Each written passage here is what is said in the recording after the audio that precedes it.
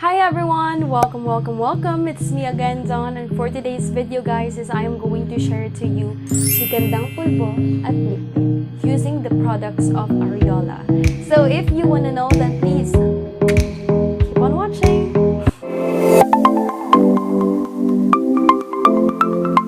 So now let's start our Gandang Pulbo at Lip Tint. So this is my bare face, as you can see. Wala pa yung anything. But before lang, reminders for everyone, always sanitize, ha? Always sanitize before you put something on your face. Actually, nag-sanitize na ako.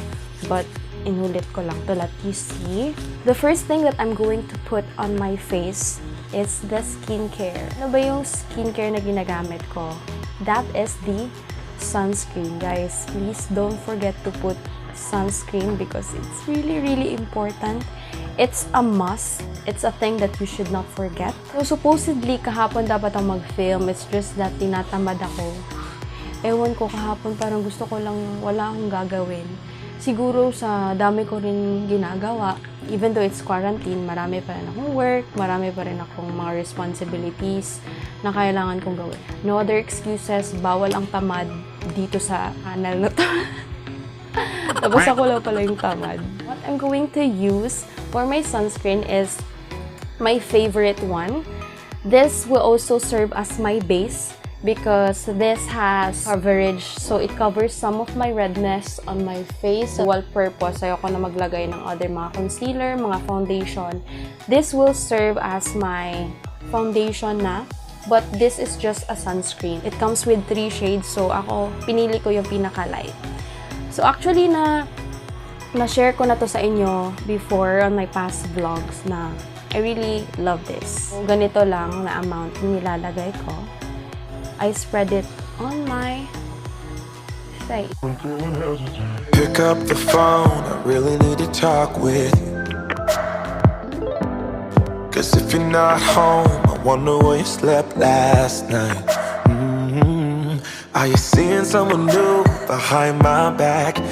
So next is we'll proceed to our brows. So I'm going to use the products that the Aureola brand sent me. May papier package na tayo mga sis. I'm just so happy because there are also some brands who believe that I can. Because I'm still a small YouTuber. I just started lang a few months ago. And ayun, ang pag-YouTube hindi rin talaga madali. Paminsan I am running out of ideas.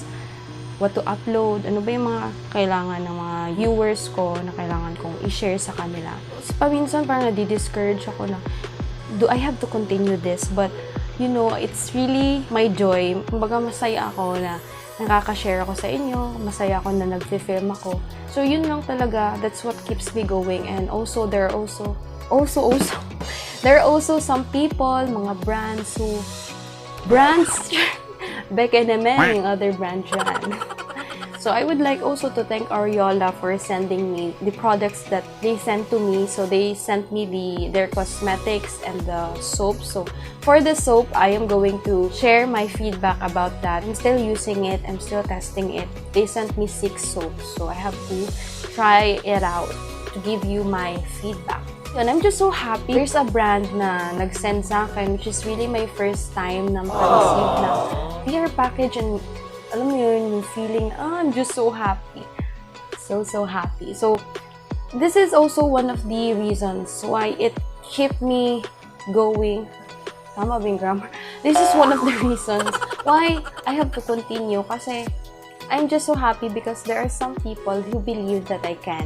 Even though medyo imposible for me na hindi naman normal citizen lang, magiging click yung YouTube ko. But you know, gusto mo, God will really make a way. If there's a will, there's a way. Diyos ang awa, nasa tao ang gawa. I believe na walang imposible kay Lord na I pray na one day, no, madami tayo sa family.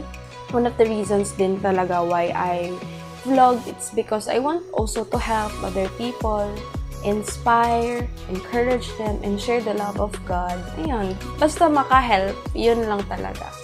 And I'm just so happy na merong mga nag-subscribe, pa-comment, thank you so much. Kung hindi ka pa nakapag-subscribe, subscribe naman siya. It's free. Anyway, let's proceed to the product. So they also sent me their brows. It comes with 2 shades.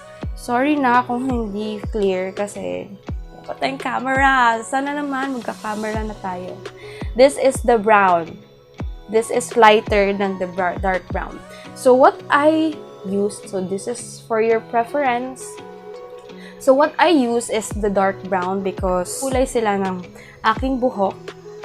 So they also sent me the spoolie. So every brow, it comes with a spoolie.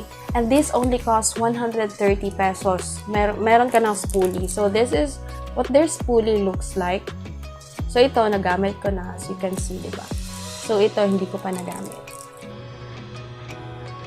Kumukulay ka agad siya once I put it on my brows. Easy to blend lang talaga siya. What I like about this is, it looks natural on my brows. Hindi talaga yung super intense nung pigment niya to the point na it looks fake on your brows. And hindi rin siya yung umiiba yung kulay niya sa brows ko. That's why I love this.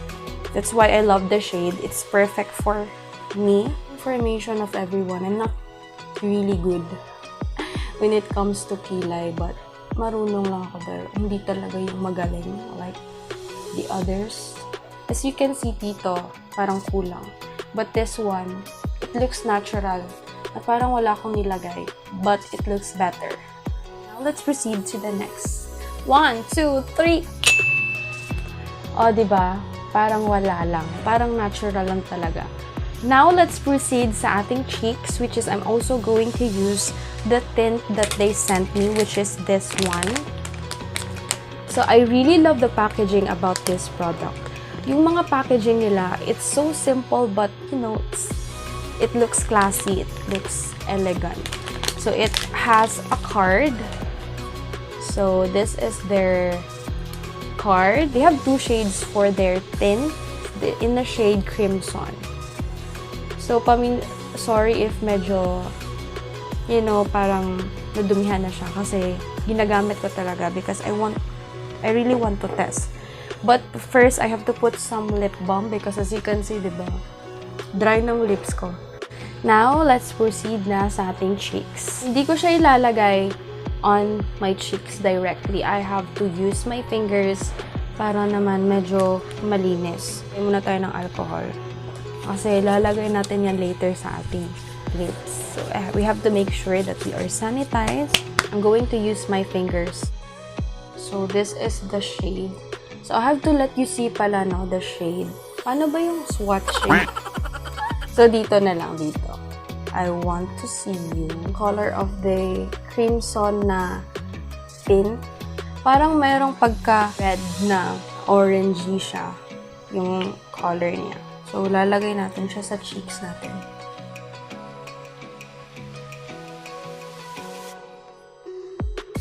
See how easy it is to blend on my cheeks? Galit kasi. Proceed tayo sa next. Cheeks. Hala!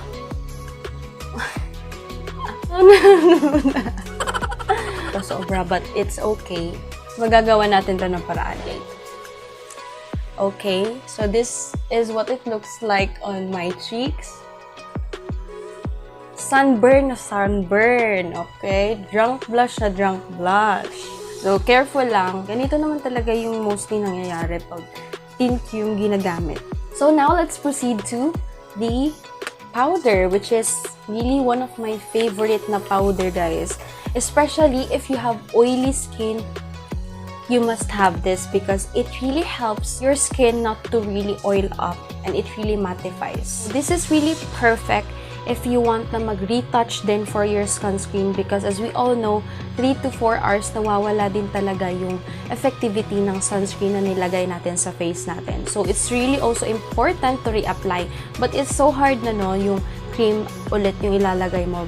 But this powder will really help you to retouch on your sunscreen because this is already a sunscreen. Ulit-ulit. So, this is what it looks like and it also has their own powder. Ay, ano tawag ito? Sponge? ano? Basta, ito. So, this is what I use. So, I just put it on my face. Diba? As you can see, sobrang oily ng face ko. But, when I put this one, nawawala yung shiny. Hindi naman yung totally talaga, but still, it helps to also look natural on your. Diba? Ang ganda! This is what I always tell with you guys. I'm very particular kasi when it comes to sunscreen because I really want to protect my skin and I don't want to early na mag-age yung skin mo because the sun can really cause aging on your skin, wrinkles, and other blemishes, melasma. So it's really also important na maglagay ng sunscreen. That is why I highly encourage you guys to put sunscreen. So lalagyan din natin yung ating neck para pantay. So medyo maputi siya but later on, higing okay naman. Diba? So, nagawa natin ang paraan sa ating cheeks. Hindi na siya masyadong pula. Naglagay lang din ako ng konti sa aking lids using the tint pa rin on what I use on my cheeks. Now, let's proceed sa ating lips. So, I have to remove muna the lip balm that I put kanina. But I want to, yung hindi talaga totally nawawala. I still, yung mafe-feel kong may moisture pa rin yung lips ko. Because this one, it easily sets. Madali lang talaga siya mag-set sa aking lips and if ever hindi moisturizing lips ko, I will have a hard time to blend it. So, with the help of lip balm, it will help these products to easily blend.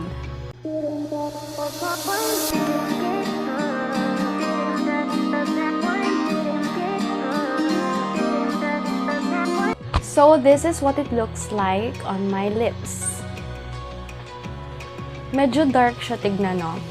But, okay naman siya.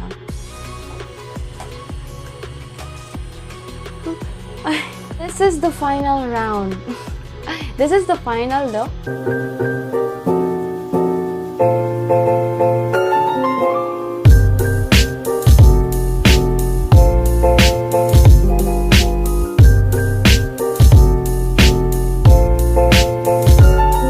What I love about this brand is because this is a beauty with a cause brand.